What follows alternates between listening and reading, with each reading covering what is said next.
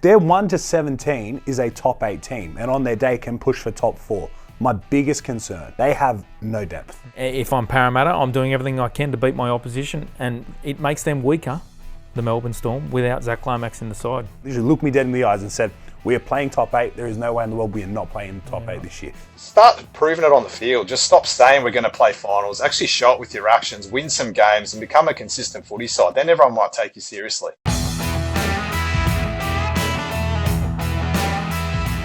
Guys, I was in the pool enjoying a nice cold beer when the Zac Lomax story broke.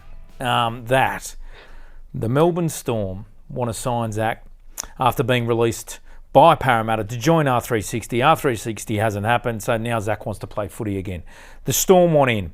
Right now, as it stands, it's going to court as far as what is in the contract. Parramatta declare that they have the overriding decision, that they can determine where he plays, and if he does play with that club, that they should get something out of it. That hasn't been forthcoming at this stage to the Eels' satisfaction from the Melbourne Storm. We're going to court on the 12th and 13th of this month. In the meantime, one of the discussion points in and around a potential release is the standing down of Zac Lomax for when these two teams collide in round 1. Parramatta play Melbourne in round 1, absolute blockbuster. But there has been a discussion, and it has been raised, and it's aware by both clubs, that the Parramatta Eels would like Zac to sit down from round 1. What do you think? I support Parramatta on this, and I support it while I know it will do absolutely nothing for TV ratings and fans. The fact that Zac Lomax is sitting on the sidelines. Parramatta just are here to win premierships. They're here to win football games, and Zac Lomax makes the Melbourne Storm a better team. And if I'm Parramatta, I'm doing everything I can to beat my opposition, and it makes them weaker, the Melbourne Storm, without Zac Lomax in the side. Tice? Yeah, look, I think when you look at the grand scheme of things and the deal that was put in place by Parramatta, if Parramatta want Zac Lomax to come back, to Parramatta, that's fine. But I think if they don't want him back, he should be allowed to go and play for another club. To have Zac Lomax out of the game full stop is a bit harsh. But we've heard Melbourne. We know they're going to court now. Round 1. I think if I'm Parramatta, I've built this great team last year. It was a rough start to the year, but they came good towards the end. I want to face Zac Lomax in round 1. I want to prove that, hey, we've got the better team without Zac. Well, I want to come in and verse Melbourne and then go, we've defeated this streak that they've got. That round 1 Melbourne streak is one of the hardest games in the round. Imagine they come in and they beat Zac Lomax playing for Melbourne. I think that says more. Imagine the other way around, right? So they invested in Zac Lomax at a significant level. He's upped and left. In the very first round of the following season, he kicks the winning goal to beat the team that he should be playing with. But back your team. Back the guys that you've got there. Yeah. Because if they wanted Lomax, they could say, you know what, you come back and play for us. They could say they've got the say there. They don't want Lomax. Prove that you've made the better decision. Go out, verse Melbourne in round 1 and beat them. Beat them with Zac Lomax playing.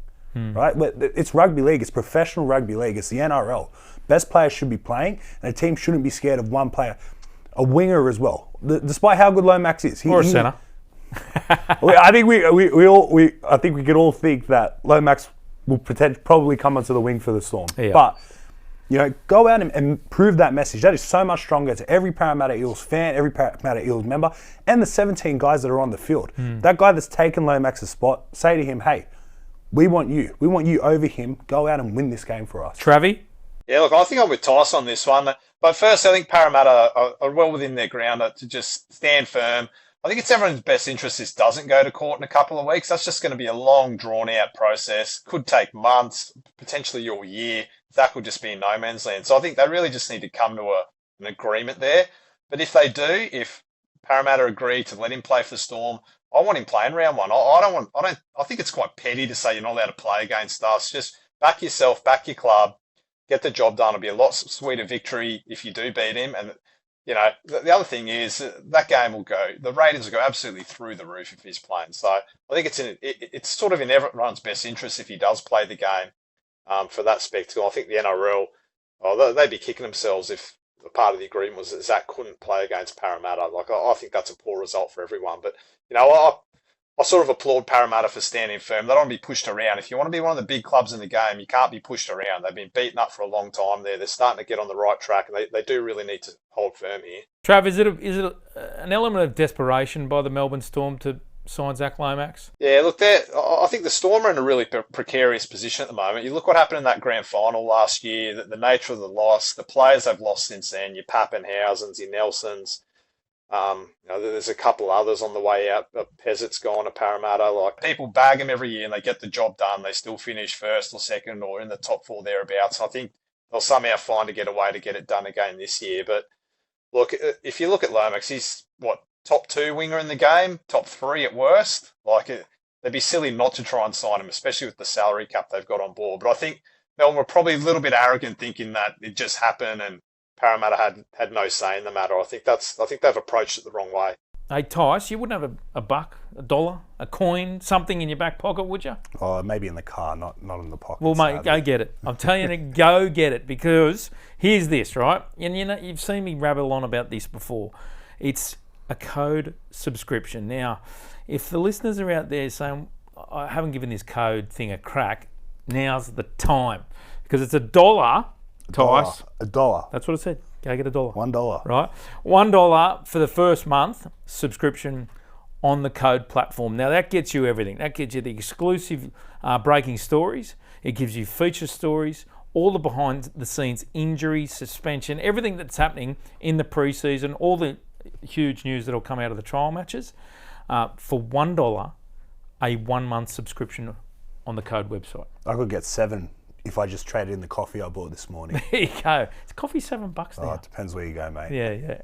Get onto it. $1, a month subscription with CODE. Tice, you wrote this one earlier in the week. Give us an update on the Bunnies' injury woes. And guys, where do we see South Sydney in 2026? Yeah, look, for most South fans reading the story I wrote a couple of days ago, they'd have hands on their heads going, how is this happening to us again? Latrell Mitchell, David Fifita, both suffering injury concerns during a training session last week. But I have positive news for all Rabbitohs fans. Both should be back. They should be back. I think it's very precautionary around Latrell Mitchell especially. He has a calf niggle, and with his calf niggle, he's had that throughout time. So as soon as he was showing any signs of being a little bit hurt, being a little bit injured, Rabbitohs pulled him out of training and they've let him rest. So he was expected back at some point this week. Dave Fifita's rib was probably going to take the full week to recover, but both are expected back to play. They should get in around that second to last trial. I can't imagine both of them play in the first trial, but for Souths fans, it is quite positive. And if Souths are going to do anything this year, both of them need to be on the field. Yeah, what do you think? The spine of South Sydney is the fascinating dilemma for Wayne Bennett. Their 1 to 17 is a top 8 team, and on their day can push for top 4. My biggest concern, they have no depth. Their players, they're good players in their reserve grade side and their Jersey Flegg side, but they're young. They have no experience. You know, we saw them come in and they fought last year and they fought hard and they were in it for half of games and things like that. But one of those key players go down and then a couple of those key players go down, like they do in every single team. The Rabbitohs just don't have that coming through, so I can probably see them just missing the 8. Travie? Yeah, look, Tice, I'm with you. I think they're a red-hot team. If you look at them on paper, the inclusion of Dave Fifita, Brandon Smith, we've seen him have a turbulent off-season, but hopefully he's in a better spot. I think they can I think they're a top 8 team this year that could push for the top 4, but as you said, there is some concerns around their depth there. Colin Matangi, he's on his last season there. It's going to be a big one for him. I like to think they'll be in the top 8 this year, South. I really do think if Latrell gets going, Brandon gets going, Dave Fifita looks super fit before that little niggle, I think they'll be thereabouts. Yeah, look, I don't disagree. I haven't put them in my top 8, and I do agree with you. They can make the top 8. I'm happy to be proven wrong, but and the return of Cameron Murray is a massive inclusion of what he was sorely missed last year. But there was, in everything you guys have just said, there's so many ifs and maybes. It's a if they're fit, if they have Fifita, Mitchell, if they're on the park. There's too many ifs for me, and sure, if they are on the field, then they will be a top 8 team, but a lot of unknowns still with South Sydney. But can't wait to watch how it all unfolds. And particularly, I'll get it out, Alex Johnson as well, guys, going for that try-scoring record. Let's keep an eye on the Bunnies. Hey, fellas, interesting comments this week from Jerome Luai at the West Tigers. He's put the hand up and said, hey, I'm no longer Batman. I'm no longer the guy that ultimately was signed for by the West Tigers to lead this club. He's happy to play a back seat, and I would say to Adam Doueihi, and I absolutely applaud this, because when that happened last season, when Doueihi took the reins and Luai was able to just do that freelance footy that he does well, I think the Tigers looked a better team. Yeah, I spoke to Jerome last week, and he looked me in the eye and he said, I bit off more than I could chew last year. And we kind of spoke about how his coach, Benji, made a career out of playing six and how good he was at six. He played a couple of years at seven, but we all remember Benji off that second receiver role and how strong and how dominant he was there. I think Jerome's kind of realised that he doesn't need to be first receiver to get this team where they need to be. If he can play his best footy at six, at that second receiver role, floating off the back of an Adam Doueihi or the back of a Latu Fainu, he can take this team to the top eight. He looked me dead in the eyes. He literally looked me dead in the eyes and said, we are playing top eight. There is no way in the world we are not playing in the top eight this year. And I thought, I said to him, I said, mate, we've heard this from you, Jerome. Why should we believe this now? Why is this the year? He said, you know what? Last year, I think I was hoping. I was blind hoping. Every single person at that footy club believes that they're going to play in the top eight this year, which is nuts for a team that has not made it for what could be 15 years straight this year. Trav, why are you laughing? I love pre-season optimism, boys. You know, the sun's shining. No one's lost the game yet. We've heard it all before from the West Tigers. Honestly, the club's still a mess. Like, what happened with Richo over the off-season? Until they get the front office sorted, until they get it right at the top, they're never going to succeed on the field. That's the bottom line for that club. So, you know, everyone's, you know, it's all sunshine and roses at this time of the year. Everything's all good. But honestly, start proving it on the field. Just stop saying we're going to play finals. Actually show it with your actions, win some games, and become a consistent footy side. Then everyone might take you seriously. And the big one sitting in the background too is the Jerome Bullock contract situation, still not resolved, and my understanding is that one definitely wants to be resolved before round one. Tigers have an opportunity to take up an option which would trigger a 1 year extension for Jerome Bullock. However, they're attempting to pursue a longer term deal, and that's the negotiation phase at this point in time. Bullock's absolutely key for the Tigers. They're not making the top eight as far as I'm concerned. Where have you got them, Tice? I've got them around anywhere between 8th and probably 10th. Yep. I think the improvement will continue, but I think also there's a lot of other clubs that have improved. I think there's genuinely, 14 clubs that could make the top 8 this year. I think the competition's so close, but I don't know, Jerome convinced me. He convinced me, and as someone who has followed the Tigers, I kind of got a bit of butterflies in my stomach when he said it, and then I also remembered that, the history of where we've been. But they're confident, so I'm confident, and I'll back them in. I'll back them in this year. Trav, they making your top 8, the Tigers? Absolutely not, mate. But I love you've drunk the Kool-Aid, Mr. T, all right? At least enjoy it while it lasts till we're about 2 months into the season and it's all over again. Tice, you started to get a little bit of hate mail last week. I don't know why. You're just a lovable bloke. Try. Leave the hate mail to me, will you? But make sure, we don't mind. Just send us anything you want. Tice, what type of questions do we want from fans, viewers, anyone? We want anything, guys. Anything about the season, anything about pre-season, training, injury updates. We've got the best team here and we can get you all the answers you need. So it's your way to communicate with us and it's our way to communicate back to you. So jump on, get your email out, code NRL@news.com.au, code NRL@news.com.au, drop us a line. I'm really intrigued with this football club in 2026. It's the Gold Coast Titans. We know that they've, from a management point of view, it's almost like they've gone, enough's enough. We need change. And they've brought in Josh Hannay, out goes Des Hasler, but so too we saw the ownership structure change, Gordy Tallis, Matt Johns buy in, Scotty Sattler into the GM of footy role. So we've seen significant change at the Titans. But behind the scenes, and I don't know how many fans know the ins and outs about this, there's a real contract wrangle going on with one of the hottest properties in the game. His name's Cooper Bai.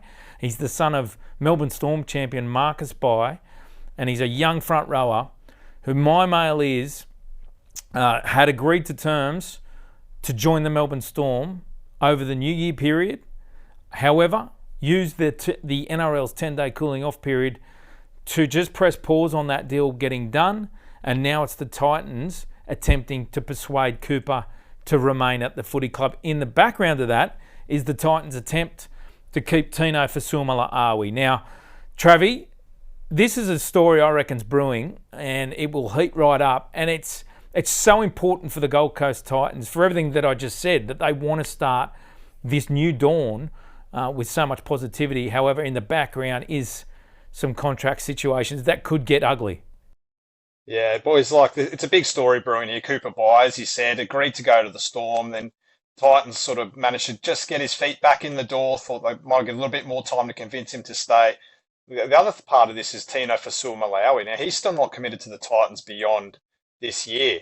Now, he's got interest from the Storm as well. There's other clubs in Sydney that are chasing him. How's this all going to land? Are they going to be able to keep both of these guys, a real star of the game in Tino and a real rising star in Cooper, or could they potentially lose both? The interesting part is that the Melbourne Storm, they're right in the hunt for this. The Titans wanted Craig Bellamy. They didn't get him. Now he's trying to take Cooper Bai to Melbourne. Watch this space. It's going to be a really interesting couple of months here. So important for the Titans, Tice, isn't it? That they sort this one out before round one, I reckon. Yeah, well, it's interesting because you only have to look a couple of years ago where they went through the same situation with David Fifita. He'd agreed to terms to go to the Roosters. He had Penrith chasing after him. And then David Fifita backflipped on his deal to remain at the Titans. Now, for someone like Tino, for someone like Cooper Bai, especially Cooper Bai, who's really in the infancy of his career, it's a massive decision because although the Titans look like they're on the up, we've been in this position before with the club.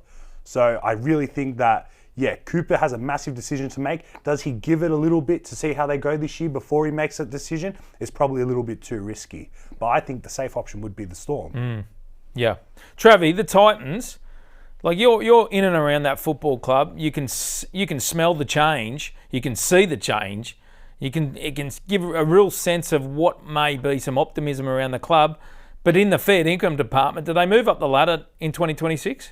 Oh, look, I want to say they will based on Josh and what he'll bring to the club.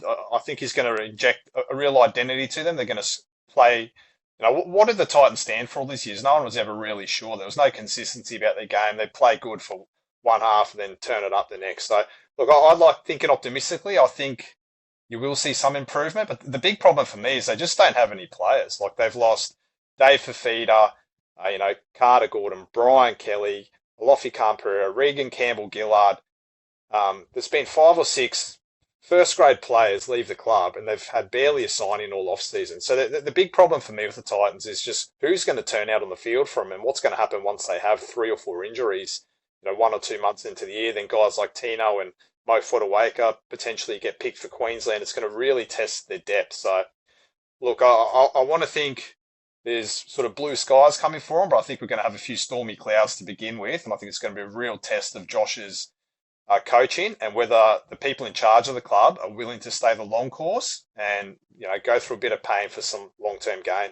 We've just been talking the Titans, so let's bring the expert in, SuperCoach extraordinaire Tommy Sangster. Tommy, talk to us about the Titans. Who's hot right now? So Cooper Bai is really popular. I know you spoke about him just before. He's the 9th most popular player in the game, and I'm keen to hear from the guy up there in Queensland.